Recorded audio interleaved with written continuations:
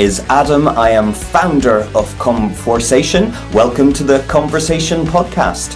Con4sation is a learning company that uses actors in the training room to help people survive and indeed thrive in their difficult conversations. Using actors lets people observe and practice difficult conversations in real time. It makes the learning interactive, it makes the learning memorable, and it's that memorability, if that's a word, that enables people to bring it into their lives and make real change. We're about to have a conversation with Christina Scant. Christina is Group Head of HR at Con4sation. Con4sation is a leader in traffic management solutions, and they've managed, using the Con4sation methodology and approach, they have managed to reduce their staff turnover by almost half in under 3 years. So if you're part of an organization with a high turnover, I think this is going to be useful. This is our very first podcast, but one on a subject that I think will really help. So I'm just waiting for Christina to jump on the call. When she jumps on the call, we'll begin. Hope it's useful. Hello there, Christina. There we are. How are you? Isn't this ridiculous? I am incredibly nervous, like really nervous. Don't make me nervous. Are you wearing your Con4sation t-shirt? Yay! I am. Cool. That is good. Guess who I work for? I was like, what shall I wear today? I was like, it's going to have to be. It does, really. We're going to find out about you. All right. So you're obviously... Who are you, Christina? Who on earth are you? So I'm Christina. I'm Group Head of HR at Con4sation. So I head up the full people function, actually. So HR is one of the pillars within it. I also cover recruitment and early careers, learning and development, internal comms and executive support, and social value, I should add as well. So that's all of our community outreach and charitable work. So I do that for Con4sation Group. I've got a great team around me. So I've got a full team of about 10 people now. So I've got a full HR function, HR business partner, advisors, assistants, administrators. I've got a recruitment manager, and recruitment coordinator. I've got a communications manager, an exec assistant. So there's a whole team of people. The business is our customer. So whilst the rest of the business is thinking about our external customers, we have to think about how we can make their life easier and take the red tape away as we grow. We don't want to be adding in layers and layers of bureaucracy unless it adds value. So if it needs to be there, great. If it doesn't need there and there's no value add, then, don't do it. And that's very much your, as the HR leader within Con4sation, that is very much your philosophy. I've always noticed that. Just make it as simple as... Make it simple, make it easy, because people will do it. So, if you make it too hard, people won't do it. Okay, that segues very nicely into what is a major question of, yes, what are the challenges? You've disrupted quite a few, I know that, but just to kind of put it out there, how have you disrupted them? So I think our biggest challenge was our turnover rate, our employee churn. So the churn rate was circling around 50% at one point, and it was just too much. With our growth ambitions, we can't be losing 50% of our workforce every year. And if you just stop and think about that, half of our workforce leaving, having to replace them every year, the amount of training and upskilling and time and energy that takes, and culturally, what does that do? If you've got a small depot of say 10 people, you're replacing 5 of them every year. Culturally, what does that do? Well, it doesn't feel like really damaging. Yes, if half of the people are leaving, you would question as to why are you still there if everyone's heading off. Let's just go through the progression. So 50%, you sat down, you went, right, we're going to fix that. You set yourself a goal. I'm going to say goal. I'm going straight into the workshop. It's really important to have a goal. But you had a goal. What was the goal? What were you looking to achieve? So over 3 years, we set a super ambitious goal of getting down to a churn rate of 35% over those 3 years, which would have been the lowest the business has ever seen in any of its history, in any of those legacy businesses. within 3 years. Mhm. So that was the headline that our investors and said that is where we need to be. Right. So so just to put it in real basic terms, not for me, actually. So a huge investment into the organization. Part of that, with all investment, people are looking for a return. The turnover was far too high at 50%. Your investors went, you have to get it to 35. That's ambitious because the industry and all the legacy businesses it had never been there. Yeah. So that's huge. Everybody, all of us were like, this is super aggressive, super ambitious. Let's get a goal that we can't achieve because at least we'll blindly go. We'll go for it. It gives us direction. Yep. So Yeah. that was in 2022. So that was 2022. So roughly 2 years ago. Yeah. We're sitting at roughly 50. But let's call it. I mean, I think the exact figures is 49.3%. It was. Yeah. We'll find it out. It's 50%. What happened next? No, well, we're not going to make that. We're not going to get it down to in 3 years, 35%. That's not going to happen, but we'll aim for that. What happened next? So I sat down and wrote a plan, a strategy, posh word for plan. It was a 3-year strategy with all different strands to really get us to impact on that churn rate. And at that point, if I'm totally honest, I didn't have the pathway to get to 35. It was just continual improvement each year. If we can just start to get that down, then I'll be happy with that. So we just needed a plan to start to tackle the churn rate and to show our investors and our exec we're working on this as continual improvement. And when we started off, we didn't know if we were ever going to get to the 35. So it was around some real basics, and it was a 3-year plan with really clear owners and the overall owner of that strategy, and that is our people strategy, our value, our team strategic pillar of our 3-pillar business plan. And it's all around leadership and engagement, that visible leadership, and having really strong visible leaders, role modelling. What does good look like? Because again, a lot of these legacy businesses, they were small family-run businesses. They knew what they knew, and to them, 50% churn. Well, it's always been that way. What's wrong with that? So it was, well, it doesn't have to be that way. It can be easier, and here's how we can do it. So also sharing that information with them, giving them that data. Like, did you know half of your people leave every year?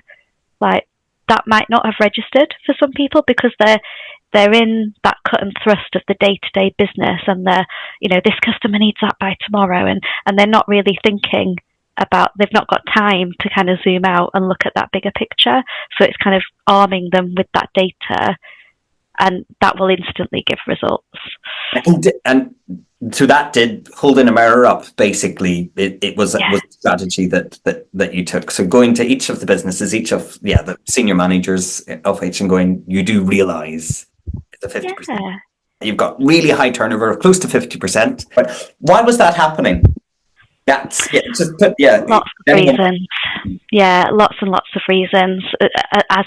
As ever with engagement and retention, there's no one magic silver bullet. There's a rainbow of things that you need to do, and a rainbow of reasons why somebody might leave, and what might influence that. But it could be anything from management style to the working environment to the job role itself. Have we missold something? Are we being open and honest about the job role? Our pay rates and our benefits package. That was one thing that our people, when we surveyed our people for the first time 3 years ago, and asked them, what do you like? What do you not like? What could we do better? And what they said was, we love what we do. People are really passionate about their jobs. But what our people told us was what they don't like, it was they didn't feel listened to, they didn't feel valued by the business, and they felt like the pay and benefits package could be improved. Now, we spoke to the survey provider, and we use an external provider so that it is genuinely anonymous, and we can also get some benchmarking details and advice from them as subject matter experts in engagement as well. And they said, well, when you ask people, do you want to be paid more? Generally, people will go, yeah, you're going to have to pay me more. So they said, however, you are slightly below the benchmark. So, you should really take a look at that.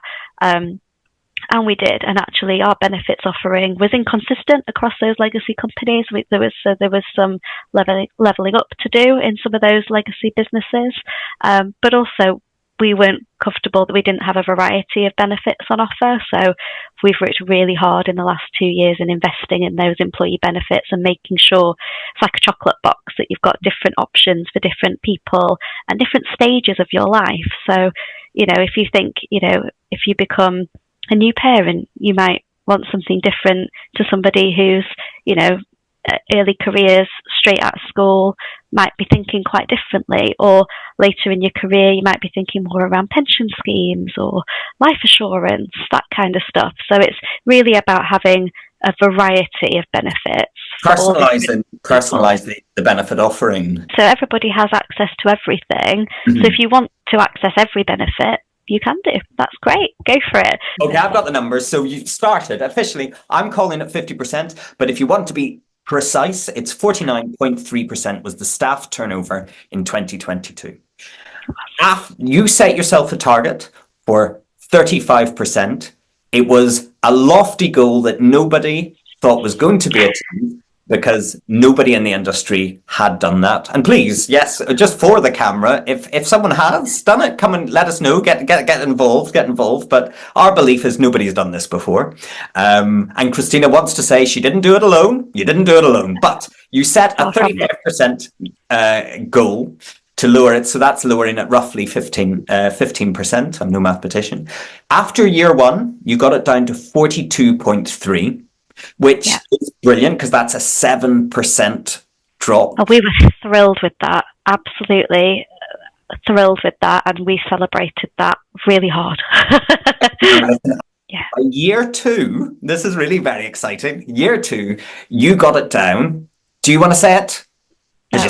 I'm going to say it on your behalf. You got it to 33.6. So which will have ultimately been within 2 years, less than 2 years, you had smashed your 3-year goal.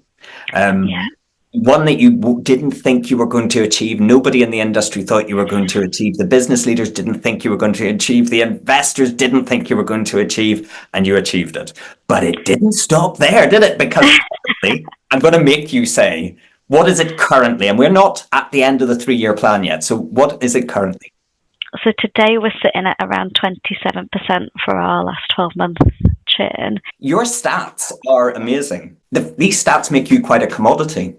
Thank you. And I think that, you should. I've not done it on my own.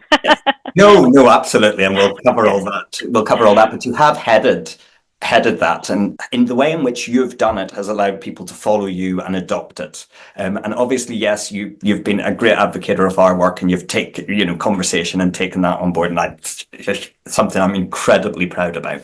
But I also really do want to break it down. So someone's going to be in your position, and they'll, as a group head of HR, and they're going to be told, right, we need to lower the turnover. People will be in your position, feeling the pressure, and they want some guidance. So you've said, you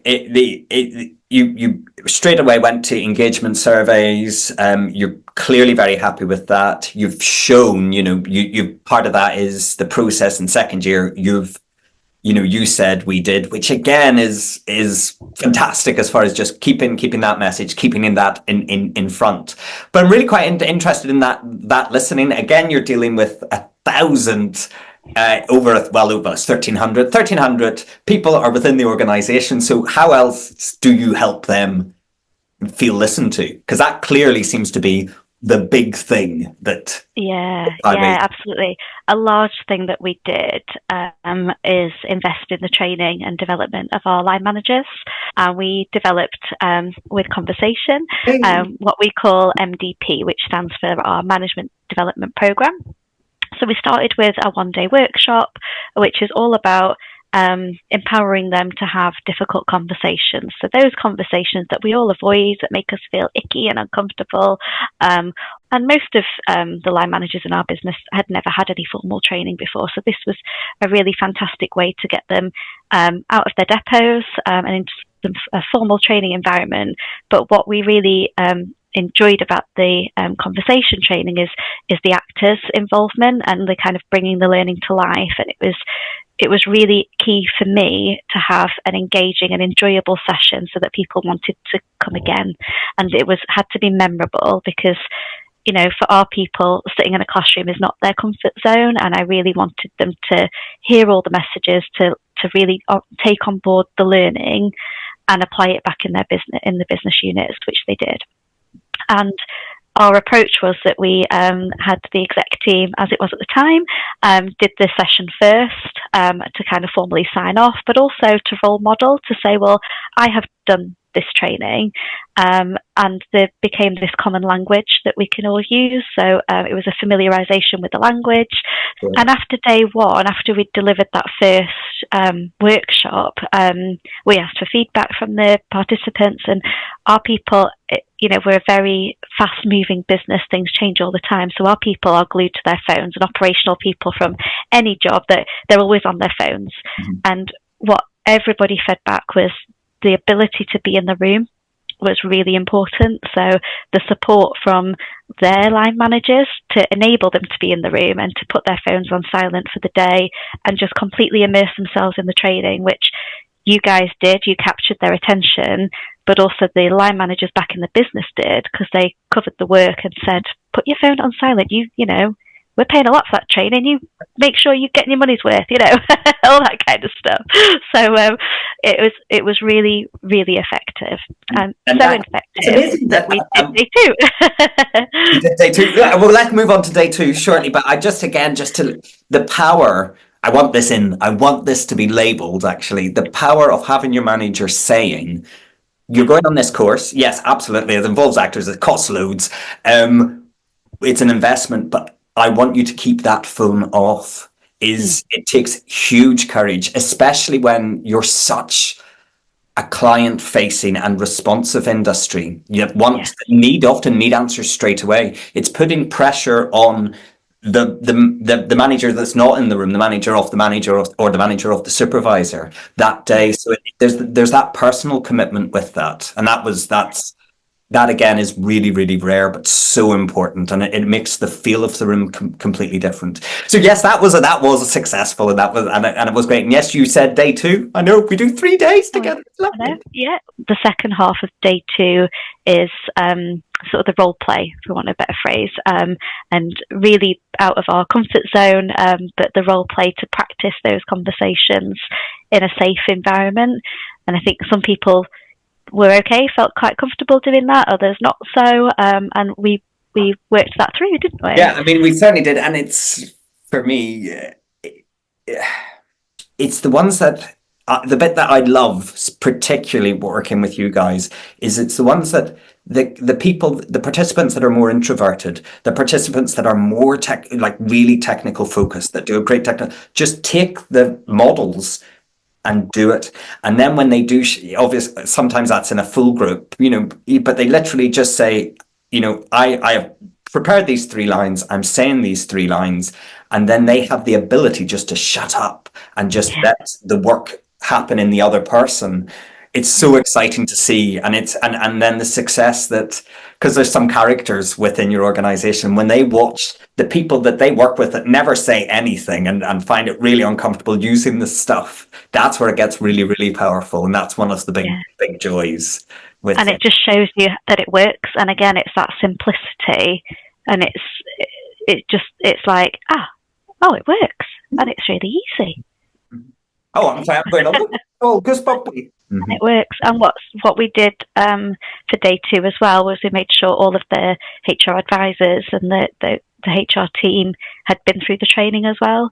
So in the day-to-day stuff of the formal meetings, things like investigation meetings, possibly disciplinaries, grievances, again, those frameworks, those question structures, all of those things are built into our every day now, into our language, and it's kind of like embedding the learning so that then, you know, the depot manager will get their script for their meeting and they'll go, oh yeah, okay, I'm using Ted's questions, and they remember it from, and that's, I mean, it's familiar to them. And I know you want to spend time, yes, dear listener, you want to spend time celebrating what we do. But what you did there, and that is you, and no other organization that I've worked with has done it so robustly, is that Really? you have taken all the stuff that we bring into the workshops and you've put it into, and I think it almost becomes like a comfort blanket because they've seen it work. They've had that experience where they've tried the old approaches. That hasn't worked. We've brought the learning in.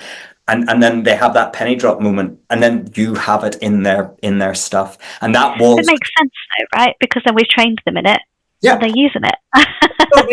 But I do really, and this is like, oh, mutual love and stuff. But it's like, that's what you do.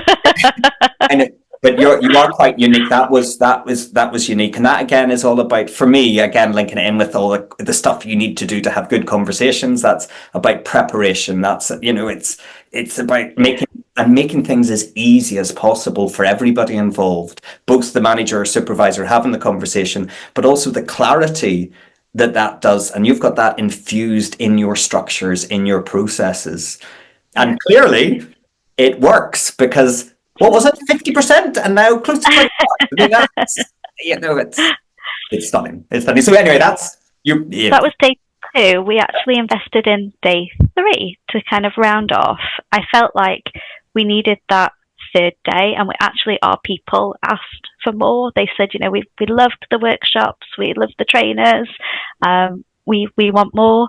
So you and I bounced around a few different ideas for day 3. Actually, we talked about, do we do unconscious bias? We talked about at one point. We talked about all different content, and actually where we settled was kind of, how do we draw this to a close and kind of hand back to the business, hand back to the people team to kind of continue the journey there onwards. So it's not a 3 workshop and closing it off. It was kind of, how can this evolve, I suppose. So you go through your 3 workshops and then you're on the onward journey. So here's the other thing that I love about day 3 is I can say at the end, right, chances are I always joke with you and say, yeah, we'll pop in at a management workshop or something, at a conference. But I also pop up somewhere. You'll pop up, you'll see us again. Everyone's like, oh, and I go, but what's lovely is that I can then go, but this isn't the end, because. And I remember us discussing it and it coming up and going, we should do this. But I think, and this is a huge resource to ask of your team. And I know it's ever growing and it's robust and they're all brilliant. But I have the power, thanks to you and your team, to say, but it's not the end. So you are going to get a call, and and it's basically a coaching call to talk about it. We get them all to commit to a difficult conversation. Which we do at the very, very start of day 1. We go, commit to a difficult conversation so we can test how robust the style is. And then at the end of day 3, we can go choose a difficult conversation, choose someone you're going to go speak to, go do it. You're getting a call in I don't know what your time scales are, but someone is going to phone you and chat to you about it. I say to them, it doesn't mean you have to have it done, but you are getting called to talk. Yeah, and we do. So we take each of the attendees and we split them up between myself, Yvette, our HR business partner, and the 2 advisors. And we make contact and say, this is your difficult conversation that you have committed to having. And they also commit to a stop, start, continue for personal growth. So what are the things that you need to stop doing that you get in your own way of? What are the things you need to start doing that you want to start doing? And what are the good things that you already do that you need to continue doing? And we have 3 follow-up coaching conversations bi-monthly following their last MDP training. And we just finished in August. Right, so this is new to me. This is new. So you said... Oh, really? Oh, so we do 3. Because 1 wasn't enough. Yeah, so we do 3 and they're bi-monthly. So they get like 6 months of support. No, that's not... I can't add up. Yeah, no, it's 6 months. Bi-monthly. So that's every 2 months. Yeah, that's 6 months. That's 6 months, yeah. So I'm in HR, can't add up. So they get 6 months of support, dedicated support afterwards. And then after the 3rd one, it's kind of closed formally. But obviously by then, you've got a bit more of a working relationship with that HR contact. So then if you then do have a further difficult conversation, you just want to talk it through, or again, from a personal development standpoint, if we've said, you've not quite nailed your stop doing, if you want to talk about that, then we can do. But it's really nice for us as well, like in delivering that. Yes, it's a big time commitment, but it's so lovely because it's something different, something we don't normally get to do. And it's about that personal development of that person. So, yeah, it's lovely. And because we divide up the attendees between us, we all get a good mix of different people from different areas of the business. So it's lovely. So I feel sorry for the ones that get stuck with me, though. How terrifying. Not at all. And so what is that? I mean, that, again, that's the bit that I love. And just to hear that, hadn't realised it was, I really hadn't. I thought I told you, sorry. I knew it was definitely one. I didn't realise it was three. So that's, but again, that's what I would think is part of the success. And I know it's so much more than just, is it? Am I really going to say it's so much more than just the conversations you're having? I can't say that. That's so off-brand. But you're doing so much as well. But the big thing I do feel that is a success is how you infuse this in and connect it, and that again is a huge commitment. And it's lovely that you and your team get so much out of it. But that really just connects that message into the everyday. And also from like a business perspective, it makes good commercial sense. Like if I just kind of, you might want to cut this out of the podcast. I bet this will become the I don't know what you're about to say. This will become the core, no pun intended, of the whole thing. No, but from a business perspective as well, if you think, it's an investment, this is about drawing every single return on that investment. So not only is it squeezing the benefit of the actual day of the delivery, well, actually, the models and the content, how else can we embed that in the business? How else can we use that? How else can we do that? How can we stretch this investment and squeeze every bit of benefit out of it? That really is what we're doing. So you're being very lovely about the personal side of it. And yes, absolutely. But it's also commercially, like this is an investment for the business. How can we get the most out of that? And is that meaning so the workshops are the investment, and having are you meaning having the coaching conversations afterwards as a way of embedding them to ensure they're doing the practice? Yeah, and making sure that we've got the models in place, using that content. Why would we, reinvent the wheel and do something different when we've invested in this training and this best practice is coming to us? Mm-hmm. You want to use what you paid for, right? Yeah, no, absolutely. Again, this is right in my playbook. Cut all that out. No, actually, I'm not going to cut that out, because that is really, it is important. And so often we get brought in again so often because we're the nice to have. And again, that's something that you guys are not doing. You're going, because this stuff, I almost said a bad word, but this stuff works. It's so straightforward, and it's, again, I'm doing that goosebumpy thing, but it's so straightforward and it's so easy. And once you understand that we get in the way of ourselves, and the fact that you're, again, going back to the, on the forums, when people's doing a disciplinary or doing whatever they're doing, appraisal, whatever, you're using that stuff and it's actually there in text.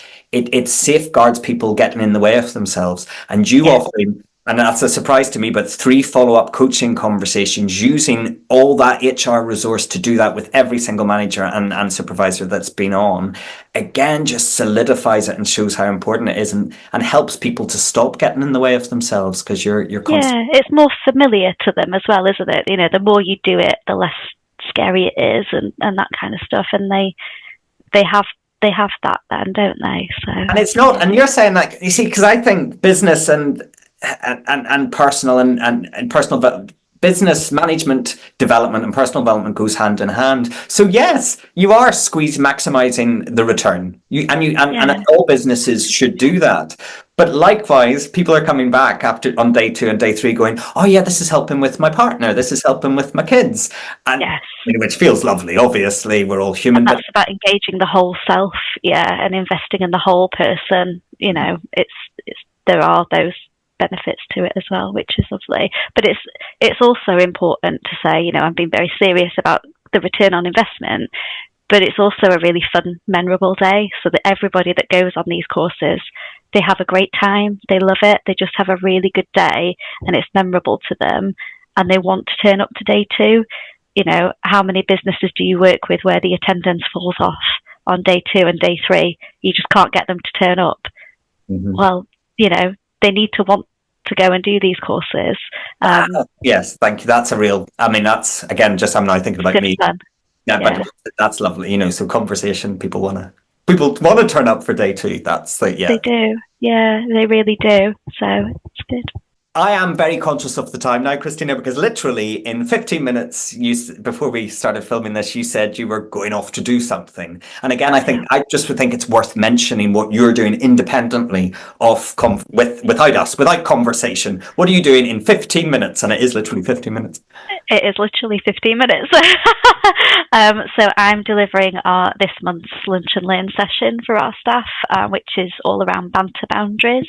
So, you know, we all like a laugh, we all like to have fun, and banter is important for building working relationships, but it's important to know where that boundary is, and make sure that we're not crossing it and make sure we are maintaining those professional standards. So, yes, I have to sign off in a minute, I'm afraid.